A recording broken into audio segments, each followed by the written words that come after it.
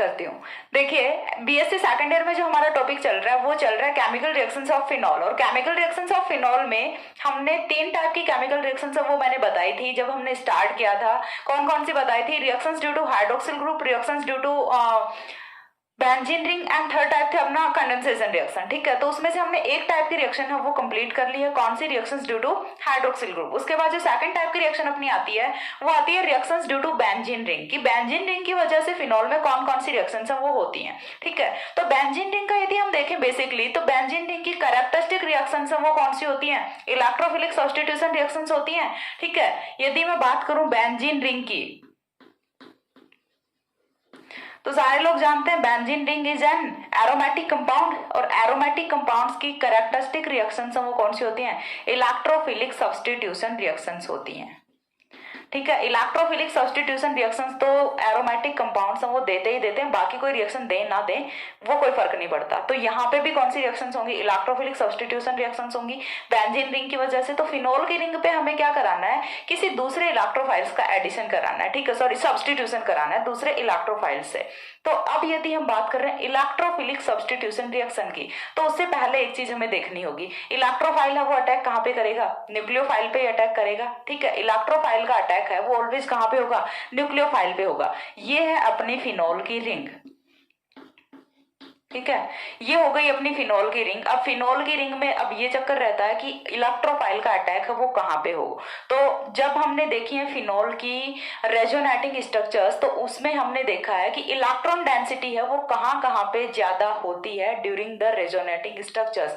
तो कहाँ कहाँ पे ज्यादा होती है? दोनों, तो ऑर्थो पोजिशन पे और कहाँ पे? पैरा पोजिशन पे।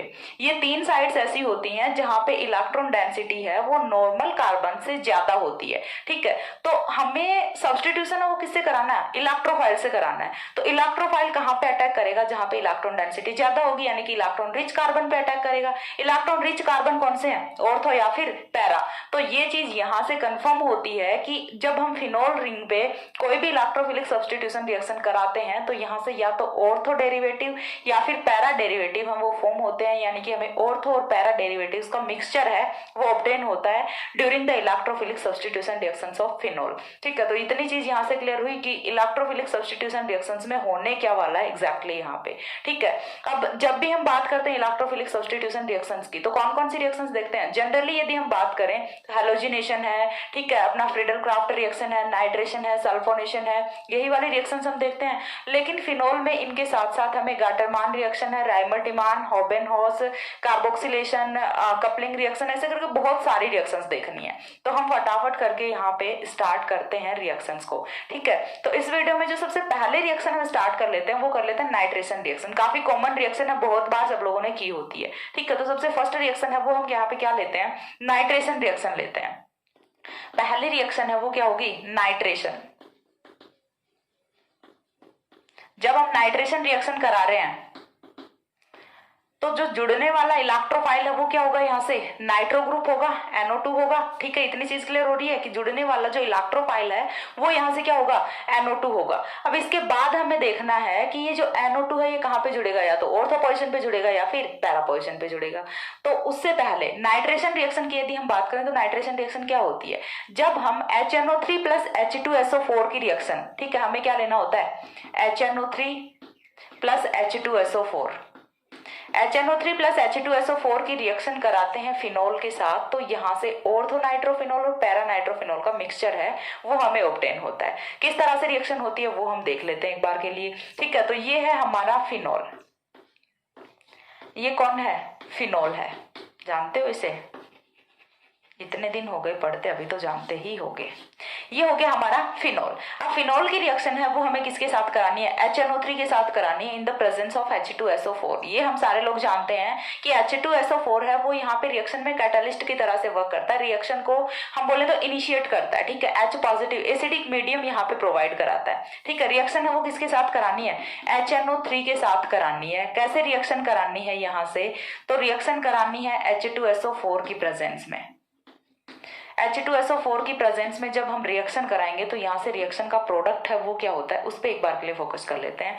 तो रिएक्शन का प्रोडक्ट है वो यहाँ से कुछ इस तरह से होता है, OH NO2 प्लस OHNO2, ठीक है। यानी कि यहां से ortho nitrophenol and para nitrophenol दोनों का मिक्सचर है वो हमें रिएक्शन में ऑब्टेन होता है। रिएक्शन का प्रोडक्ट है वो क्या होता है, ortho nitrophenol and para nitrophenol है।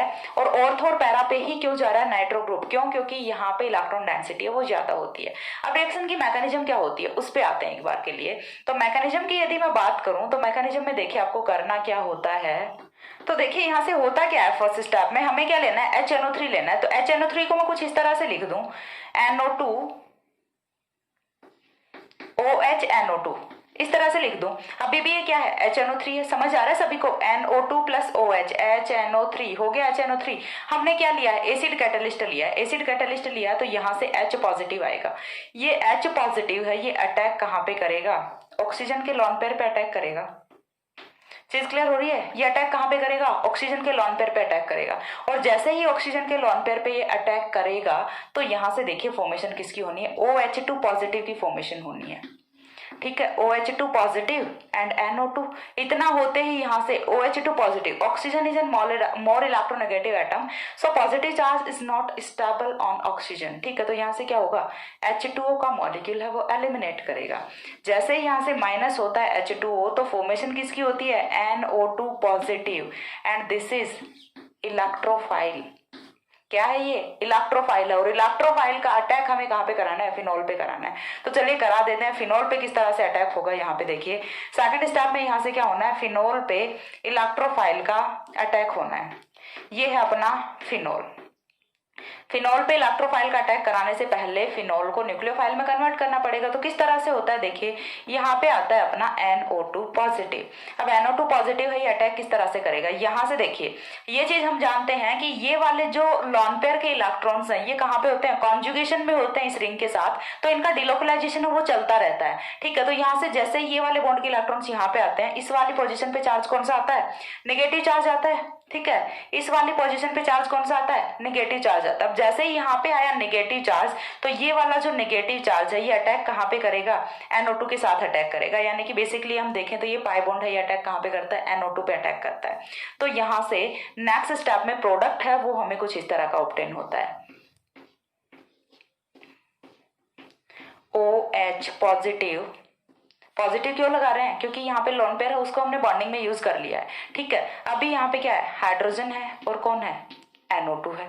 अब जुड़ गया। अभी तक तो हमने क्या किया, सिर्फ एडिशन किया है, लेकिन रिंग की एरोमेटिसिटी थी वो चली गई। और रिंग है वो तो एरोमेटिसिटी को वापस पाने के लिए कुछ भी करेगी। तो यहाँ से क्या होगा नेक्स्ट स्टेप में यहाँ से होता है -H पॉजिटिव।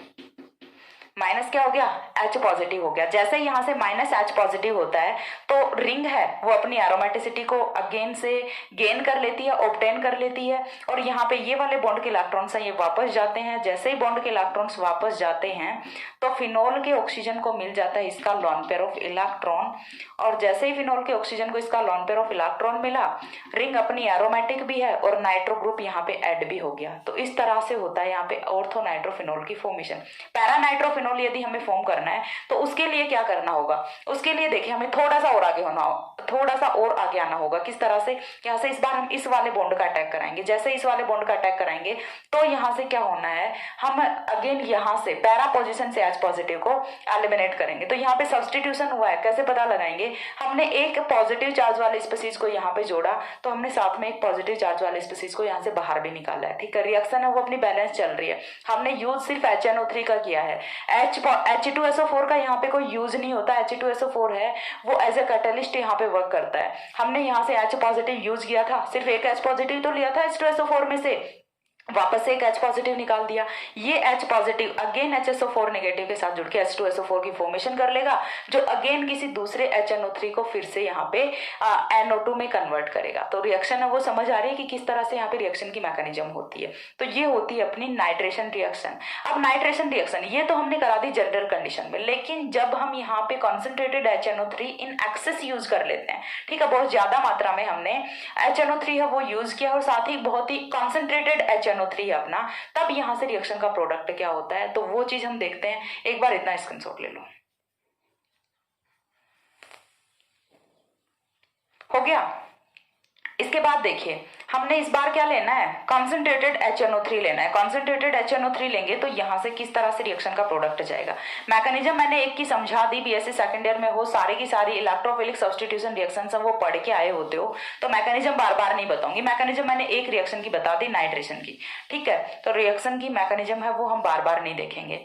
तो यहाँ से जब हम यूज करते हैं कॉन्सेंट्रेटेड HNO3, ठीक है, इस बार हमें क्या लेना है, कॉन्सेंट्रेटेड HNO3 लेना है।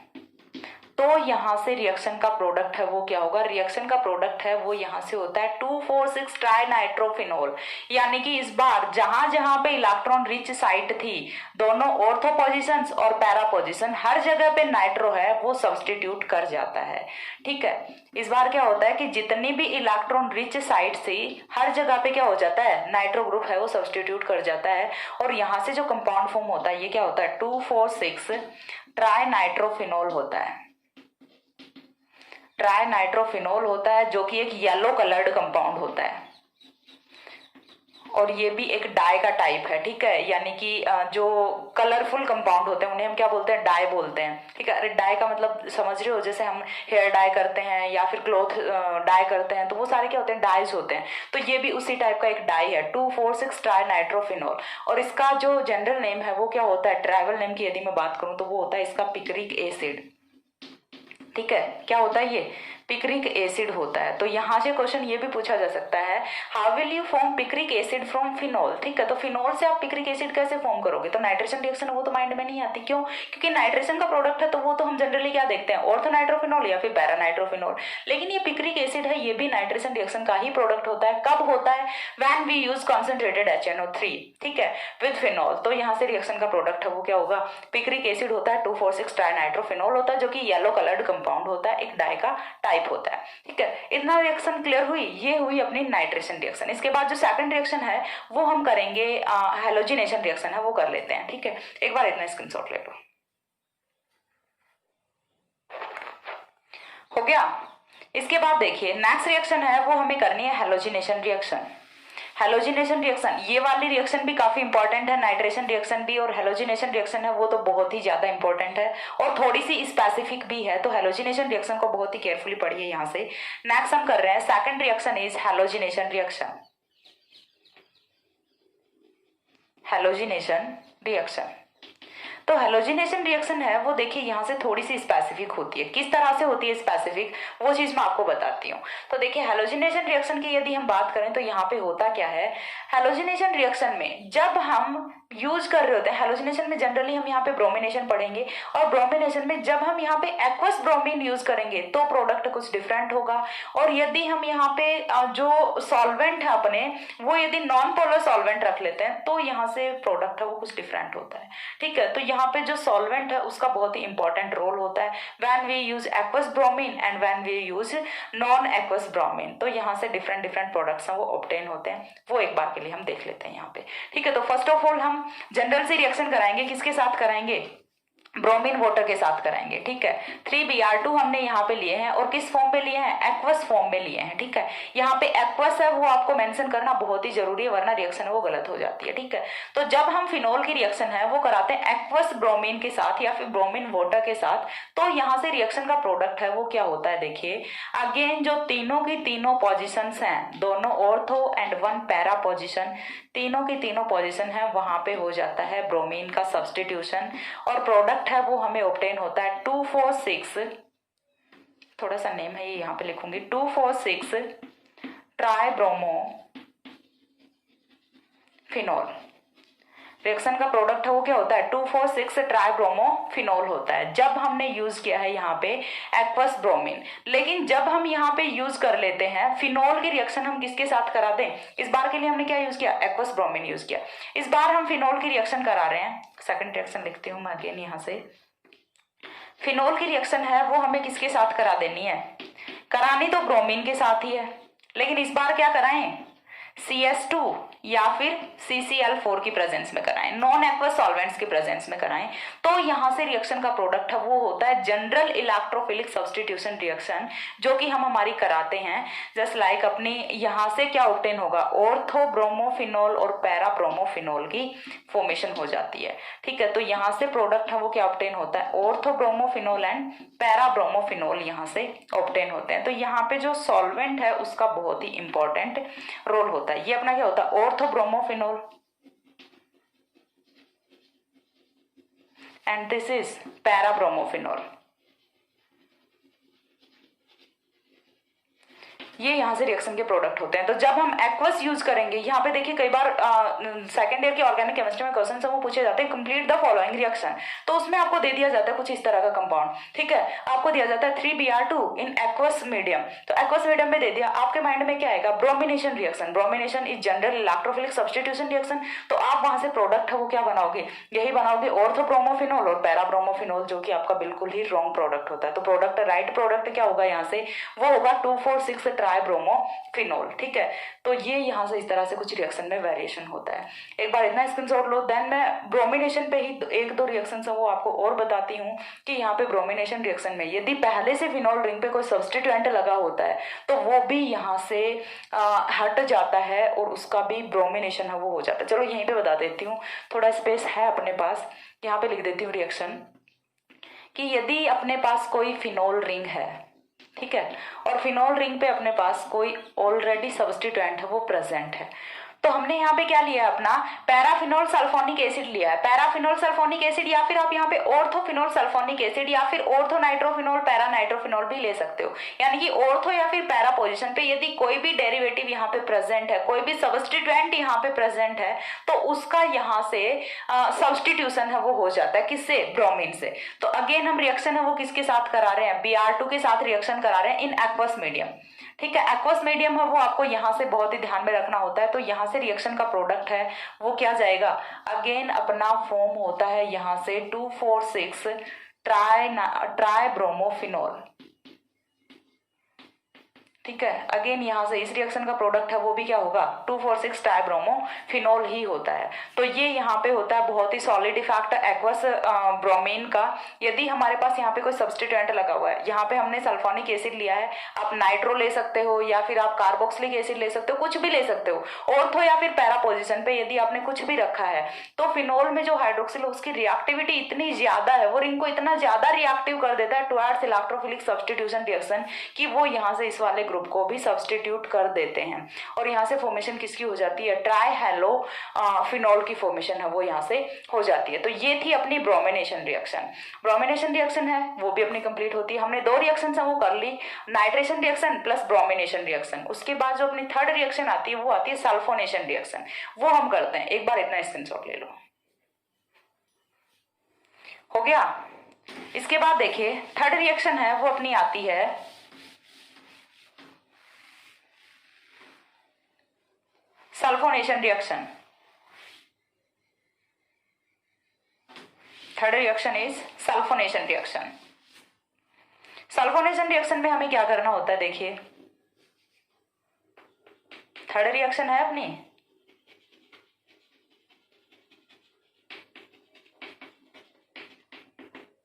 Sulphonation reaction. सल्फोनेशन रिएक्शन में अगेन देखिए एक बार के लिए क्या रख लेते हैं, अपना फिनोल रख लेते हैं। फिनोल की रिएक्शन किसके साथ करा दें, H2SO4 के साथ करा दें, H2S2 के साथ, H2S2O7 के साथ करा दें या फिर SO3 के साथ करा दें। ठीक है, तो यहाँ से क्या होना है, सल्फोनेशन रिएक्शन ही होनी है। लेकिन यहाँ पे टेम्परेचर का बड़ा इफेक्ट होता है। ठीक है, जब हम हाई टेम्परेचर पे रिएक्शन कराते हैं तो प्रोडक्ट यहाँ से कुछ और जाता है, और जब हम लो टेम्परेचर पे रिएक्शन कराते हैं तो यहाँ से रिएक्शन का प्रोडक्ट है वो कुछ और होता है। किस तरह से होता है टेम्परेचर का इफेक्ट, वो देखिए यहाँ पे देखते हैं। तो हमने क्या लिया, फिनोल लिया। फिनोल की रिएक्शन H2SO4 के साथ करानी है। किस तरह से कराएंगे, देखिए हमने लिया हुआ है फिनोल, ठीक है, और फिनोल की रिएक्शन है वो हमें करानी है H2SO4 के साथ।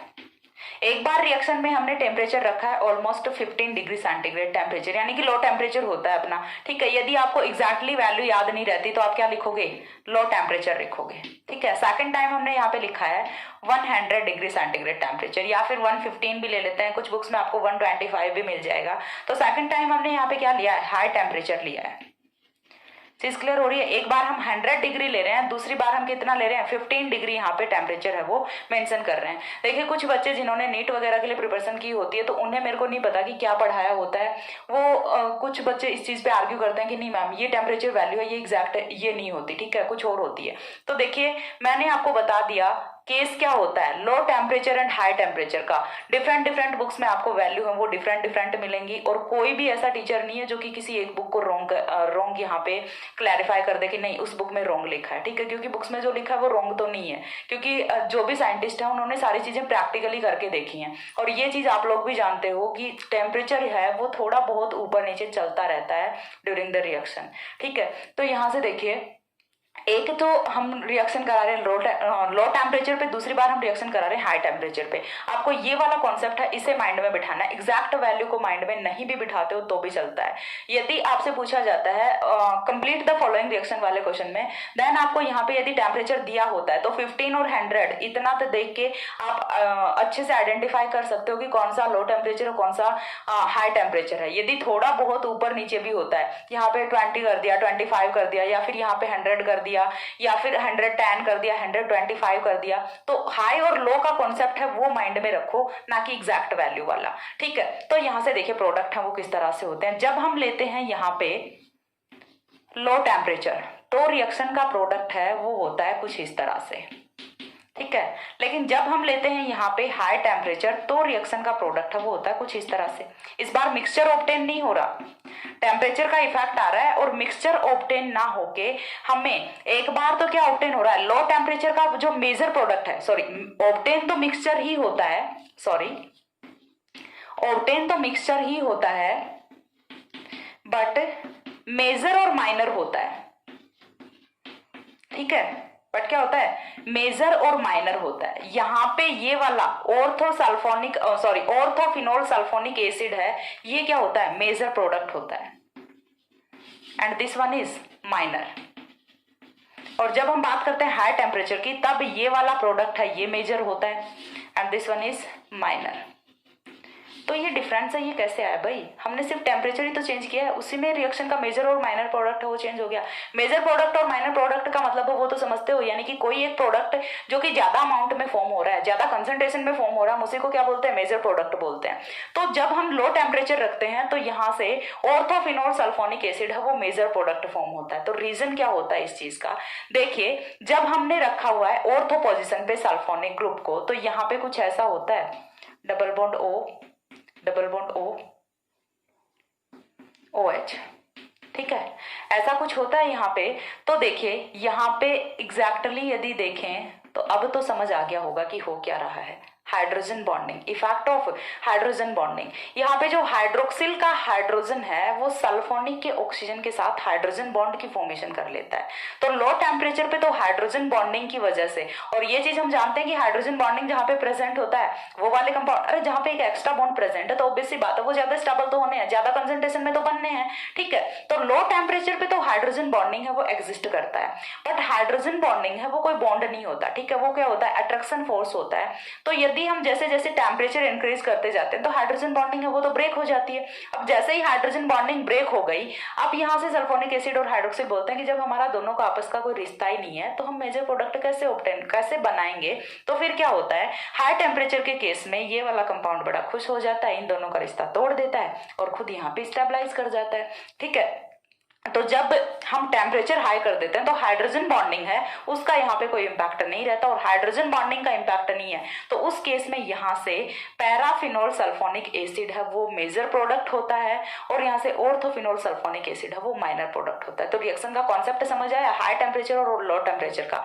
लो टेम्परेचर पे हाइड्रोजन बॉन्डिंग एग्जिस्ट करता है, that's why orthophenol sulphonic acid is major product, and जब हम हाई टेम्परेचर लेते हैं तो hydrogen bonding does not exist on high temperature, that's why paraphenol sulphonic acid is major product, ठीक है। तो ये यहाँ से होती है अपनी सल्फोनेशन रिएक्शन। तो हमने 3 रिएक्शन वो कंप्लीट कर ली, कौन कौन सी, हेलोजिनेशन की है, सल्फोनेशन की है, एंड ब्रोमिनेशन, नाइट्रेशन रिएक्शन की है। 3 रिएक्शंस हमने कंप्लीट कर ली हैं। इसके बाद और भी बहुत सारे रिएक्शंस हैं, तो उन्हें मैं नेक्स्ट वीडियो में एक्सप्लेन कर रही हूँ, क्योंकि सारी की सारी रिएक्शंस एक वीडियो में तो कंप्लीट नहीं होने वाली। ठीक है, तो नेक्स्ट जो रिएक्शन है उन्हें मैं नेक्स्ट वीडियो में एक्सप्लेन कर रही हूँ। तब तक के लिए सी या, have a good day, thanks for watching.